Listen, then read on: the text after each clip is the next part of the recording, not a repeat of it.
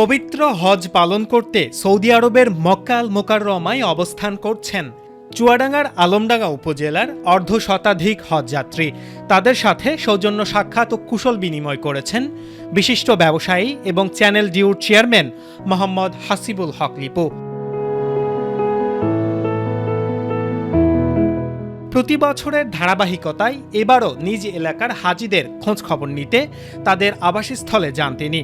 এ সময় হাজিদের শারীরিক অবস্থার খোঁজ নেন এবং সুষ্ঠুভাবে হজের সকল আনুষ্ঠানিকতা সম্পন্ন করার জন্য শুভকামনা জানান।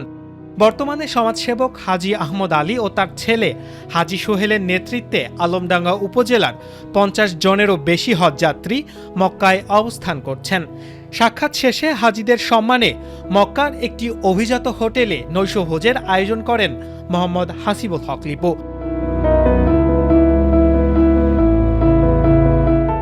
আনন্দঘন পরিবেশে এতে অংশ নেন হাজি আহমদ আলী, হাজি সোহেল সহ সকল হজযাত্রী।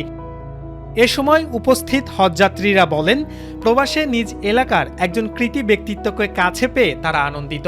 হাজিদের প্রতি হাসিবুল হক লিপুর আন্তরিকতা ও সম্মানবোধ প্রশংসার দাবিদার বলেও মন্তব্য করেন তারা।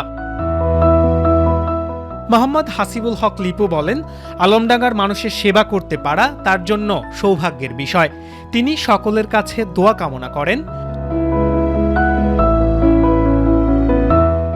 সবশেষে হাজিদের সুস্বাস্থ্য, দীর্ঘায়ু এবং দেশের কল্যাণ কামনায় দোয়ার মধ্য দিয়ে অনুষ্ঠানের সমাপ্তি হয়।